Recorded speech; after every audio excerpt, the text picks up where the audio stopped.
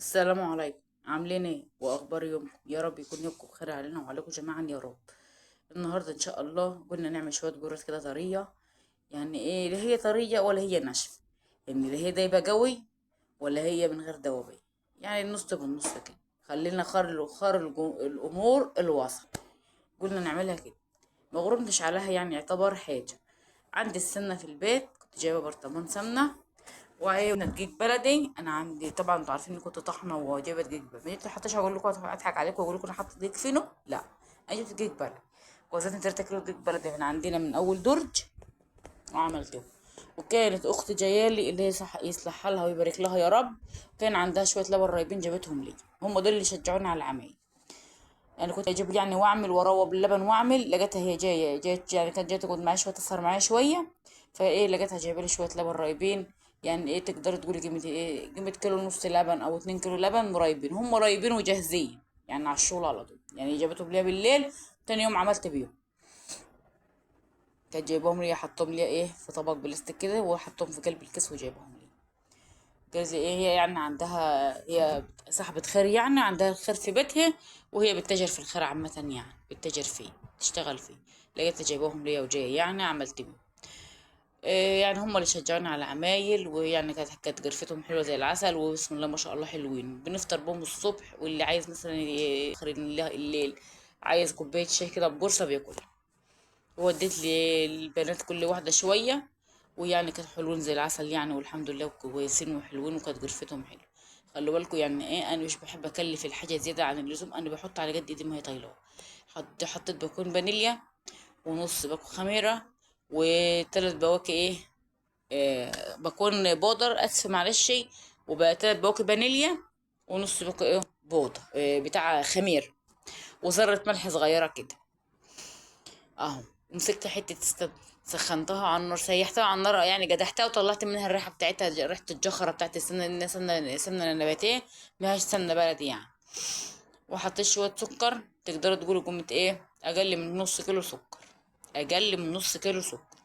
وكان عندي برضو شويه لبن حليب. نطلع نص كيلو لبن حليب، قمت حاطه عليه السكر زي ما انتم شايفين كده. مدوبه السكر في اللبن الحليب. اهو. دوبتهم في بعض كده. اهو. وادي الدقيق اهو. هنزل عليه بالسمنه. على فكره السمنه ما يقدحش فيها، حتى بتطش في الدقيق ازاي. يعني احلى سمنه اللي انت تحطها كده على زي شغل زمان. كنا زمان ايام ما كنا يجي نعمل افراح ونعمل كاكو وبسكوت في الاعياد وما تكون واحده، كان زمان ما كانش حاجه اسمها فران ولا بنشتري كاكو وبسكوت، كنا بنعمل كاكو وبسكوت في البيت.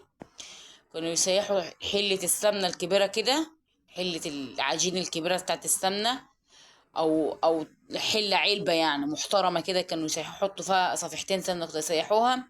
وفي الطيش تقوموا قلبين وحبه لبن، كوبايه لبن على تحس بقى تفرجع كده وتعمل بجليل وتعمل شغل تاني. عملت كده زيها اهو. وحتى السمنه سخنه، جيت اعمل بايدي، مش قدرت اعمل بايدي، طبعا السمنه كانت سخنه لسه، كنت مستعجله وكنت يعني عايزه اعملهم اتفض منه. حتى كانت امي عندي قعدت ايه فرح مني وهي وانا بعمل فيهم، وبططتهم معانا. والاخر خدناهم وطلعنا فوق على السطح، سويناهم ونزلنا. ما خدوش حاجه، انا كنت معايره 3 كيلو دقيق، يعني ما خدوش حاجه، يعتبر ما خدوش، ما يكملش كيلو سمنه، اقل من كيلو سمنه كمان. اهو. بسيتهم بيه، بسيت حته السمنه بشويه الايه، بحبه الدقيق. اهم حاجه بقى البسه بتاعتك اللي انت بتبسها دي، اهم حاجه في شويه الجرس بتاعتك دي. واهم حاجه برضو تخلي العجينه معاكي لينه وطريه، تديك قوام حلو وانت بتخبزي، ما تشجكش منك، ما تفلكش منك، ما تنشفش منك، ما تطلعش من الفرن ناشفه. يعني في كل الحالات خلي العجينه بتاعتك واخده حقها في العجين، وطريه وحلو. بستهم بيها. فقط حته سمنه منها على فكره في الحله اللي انا كنت، السمنه اللي أنا كنت تحتها، انا كنت ايه، على فكره انا ما عدتش السمنه، انا خدتها كده باليوم، انا ما عنديش ميزان. كنت بوزن عند واحده جارتي، بس ان شاء الله يعني ناويه اجيب ميزان عشان اعيركم كل حاجه بالميزان، واقول لكم مثلا ايه عيار الكيلو كام وعيار دي قد ايه. حطيت معلقتين، كان عندي سمسم، حطيت عليهم معلقتين سمسم كده، ما اقول لكم عايرته ما عايرتوش، يلا بالبركه كده، زي شغل زمان. كل ما اجي اقول له مثلا وهي قاعده فرح مني، اقول لها هاتوا حاجه معايير الحاجه، مثلا معايير السمنه عشان اعرف اعيرها قدين، اعير دي كده، يا الشيخ تتوكل على الله، حط زي الزبان كده بالبركه كده. عملت زي ما هي جايرت وخلاص وتوكلنا على الله. اهو، وادي نظامنا في العماير، وادي شغلنا اهو. بس كانوا حبة جرس دوليش عسل، والله العظيم كانوا عسل. وكان عندي بلح اللي هو بلح من اللي هو المعجن دي. واحدة من البنات قالت ايه، انا عايزة اكل جراجيش بعجو. يا ولاد نعملهم جرس وخلاص، قالوا عايزين نعمل، بس تصدقي ان احنا يا ريتنا عملناهم كلهم بالعجو. تحسي ان الجرس لما بتعمليها بالعجوة، يعني حتة العجوة، وتقطعها جرجيش، بترمي معاك كتير غير الجرس. الجرصة وسطى زي ما بيقولوها، يعني الجرصة ممكن تعملي منها 5 6 صوابع جرجيش، تفرق معاك كتير وبترمي معاك كتير. يعني ان شاء الله هم قالوا احنا عايزين حبة كمان، نعمل لنا حبة امة تاني. قلت لهم ان شاء الله لما اختكم تيجي هنعمل شوية اهو. مش غرمانين عليهم حاجة، دقيق طالما دقيق مقدار، والحاجة مقدار ما بتغرمش عليهم الا حتة السمنة وشوية اللبن. ايه المشكلة يعني؟ وبتبقى فطار سريع، يعني تقدر تقولي هو بتبقى فطار سريع. ممكن انت ايه، يعني انت عايزة تاكلي بتجيبي وتاكلي، تعملي كوباية الشاي او كوباية اللبن وتجيبها وتاكلي. عايزة تفطري نفس الصبح نفس الطريقة. يعني انا قعدت هم معمولين، انا على فكرة عامل لهم بقى لهم يطلع 3 4 ايام، يعني هم جربوا يشطبوا. فضل مسجل بقول 3 4 ايام. بس يعني الحمد لله كان عندي محمد تعبان وخالته مسكت بعد منه، والامور مش متظبطه كده للتنزيل والشغل. يعني عندي فيديوهات متسجلة مش عارفة، مش مالكة ان انا اسجل وانزل. اشهد ان لا اله الا الله واشهد ان محمد رسول الله. يا رب كملها بالستر، يا رب يا رب كملها بالستر. وادي شوية اللبن الرايبين اللي احنا قلنا لكم عليهم اهم. اللبن الرايب مع العجين مع السمنة مع الحاجات دي، حشة الجرس بتدي نكهة تانية، بتدي طعم تاني، وبتخلي الجرس معاك طرية غير اللبن الحليب. يعني اللبن الرايب بيدي طعم تاني للجرس صراحة يعني، وبيخلي معاكي العجينة طرية طرية والجرصة طرية. مع اني كنت محمصاها من الشفاه خالص في الفرن، على اساس ان هي تطلع يعني ايه، نص جرمشة كده. هي تطلع من الفرن نص جرمشة، وساعة ما تطلع تطرى، يعني مجرد ما حطيتها في الكيس. يعني البنات كانوا يقولوا يا ماما نشفيها، خليها ناشفة زي الجراجيش يعني. الجراجيش كانت طالعة ناشفة، الجرس كانت طالعة يعني ايه نص لينة كده. ده كان فطاري وعشية. يعني أنا كنت عايزة كوباية شاي الصبح، ما كنتش بتنكل عليهم بقى نجوم ونوم براحتهم، كنت اعمل كوبايه الشاي مع الجرصه واقعد افطر وخلاص كده، واحمد ربنا لما نطبخ ونخلص. برضو العشاء نفس الطريقه. بس كانوا يعني الحمد لله بألف هنا، وكل اللي كان منهم خالتي اجت بظروف وكلت منهم، اختي اجت كلت منهم برضو. يعني اختي التانية بقى، مش اللي هي جايبه لي اللبن التانية. ويعني الحمد لله يعني كانت جرفتهم حلوه وكان طعمهم حلو.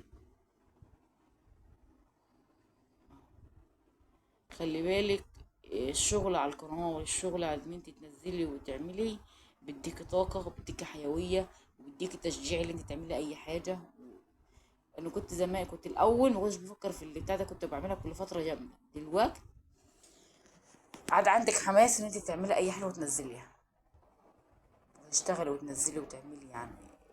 الحماس دايما موجود، حتى لو وراها شغل تروح شغلها الصبح، بتحس ان هي جايه من الصبح وراها حيويه، وراها طاقه، وراها كده، وراها تشجيع، يعني جايمه وراها مصالحها تشوفها. غير اللي قاعده، يعني قاعده مش منكوله، يعني على مثلا ان هي مش وراها حاجه كده يعني. سبتهم يرفعوا شويه وايه، ما سبتهمش يرفعوا كتير. قيمة 5 دقايق بس واشتغلت فيهم عمال عما خلصناهم، كانوا كملوا خمرهم وكانوا رفعوا وهم معمولين مبطوطين اهو. وحطيت على وشهم الكيس وسبته اهو. الكيس ده اللي كنت جايبه فيه الدقيق من فوق من على السطح، وكنت وزنه في الدقيق، نفضته وحطيته وكان نضيف. خلي الوسط احمد وتوكل على الله. هنقول هاتوا ورق فور ومش عارف ايه، اني احنا شغل ايه، الحمد لله، احنا ناس ايه، ناس شغالين كده ايه بالحمد لله.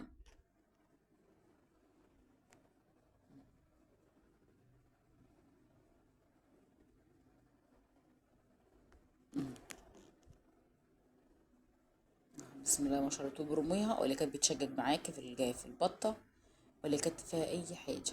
كانوا طعمهم حلو خالص، كانوا عمايله ما خدوش حاجة بط، عجينتهم كانت طرية، ما خدوش معايا بط. على امي كانت بتقطع ليا، وانا كنت ببط وراها وهي قاعدة كده.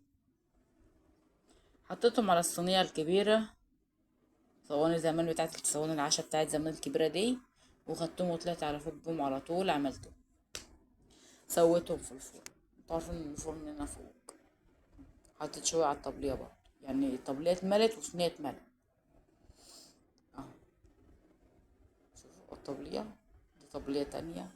ان كان عندي طبليتي، والطبلية دي كانت واحدة جارتي غسلاها وجي حطها قدام البيت عندنا في الشمس، فكنت ايه قلت لها هتعمل نعمل عليها غرفتين، قالت ماشي خديها. انا ما عجيني ما بطيتش عليها، انا كنت بحط عليها كده عشان اللهم صل على حضرة النبي. وادي البلح اللي كنت بقول لكم عليه فصصناه.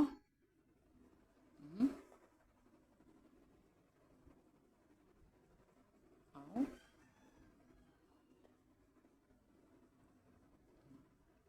حطي حتة سمنة عليها وادعكها في بعضها كده.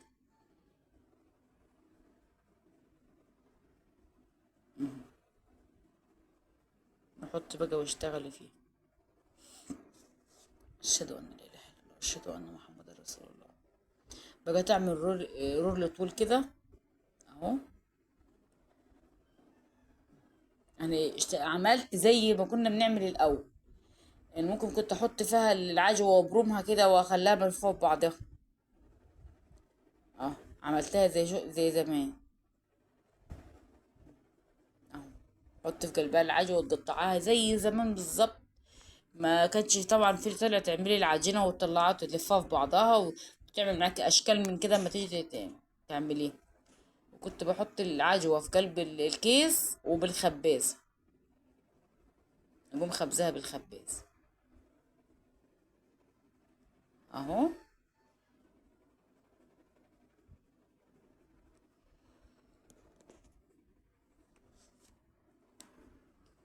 اشهد ان لا اله الا الله واشهد ان محمد رسول الله.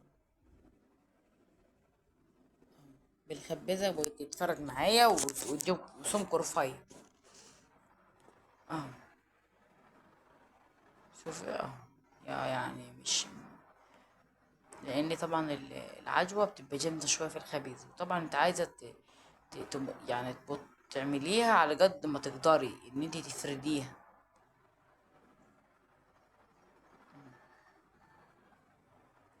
واقوم حاطة فوق منها عجينة تانية.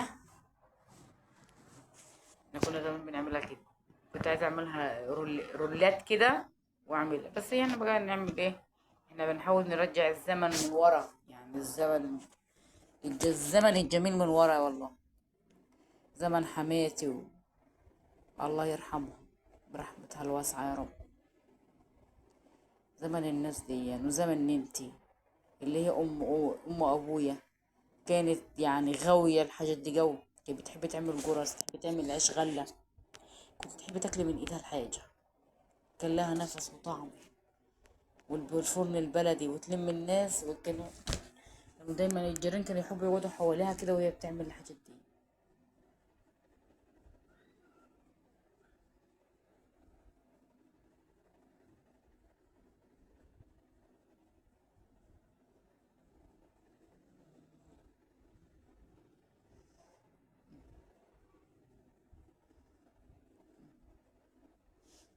طب ليه دي رجعت الزمن الجميل زي ما بيقولوا. زمن ايام الاعياد لما كنا نيجي نعمل جرس، نعمل لا اسفه معلش، نعمل كعك وبسكوت ايام الاعياد والمناسبات. كنت بتحس ان الزمن كان في حاجه كده وطعم تاني وشكل تاني. طب ليه دي كانت بتلم الحبايب وتلم غير الحبايب كمان. ما عادش زمان الكلام ده. الزمان اللي احنا فيه ده ما عادش فيه الكلام ده. ادي الشكل النهائي بتاعنا اهو. طبلية وصينية. الصينية محترم مرتين، والطبلية يعني ايه متفردة كده نص مرة يعني فوقها. لازم نسوي مع بعض يعني. تهدي نارك من فوق ومن تحت. أشهد أن لا إله إلا الله أشهد أن محمدا رسول الله. شوف التسوية أهو جميلة خالص، ومش لا غامقة ولا حاجة. لونها حلو خالص من تحت. بس طبعا الدقيق الفينو بيخلي معاك الحاجة بيضة. بيضة يعني بيخلي معاك الحاجة تبقى ايه، بيضة. غير الدقيق البلدي. الدقيق البلدي طبعا في المخبوزات دي، مثلا في الكيكة، في القرص، في الحاجات دي بتبقى عاملة شوية، بتديلها لون مختلف شوية عن الدقيق الفينو برضه، عشان يبقى عشان ما يبقاش يجري زي دي. لا، كل شيء برضه وليه احترامه طبعا. يعني كل حاجة لها احترامها. ها، احنا ما نتعداش على حاجة غيرنا، ما نتعداش على الأصول. كل حاجة ولها احترامها. الدقيق البلدي ليه احترامه، والدقيق الفينو له احترامه.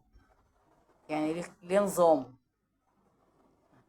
تحس ان فيها ريحة غمجان شوية. بس هي مشة الغرب. نقدر نقول مشة الغرب. كيلو دقيق النهارده لو انا هشتري الدقيق واشتري السمنة واشتري اللبن واشتري دي ودي، مانيش عاملاها. هتكلفني الشيء الفلاني. والسلام عليكم.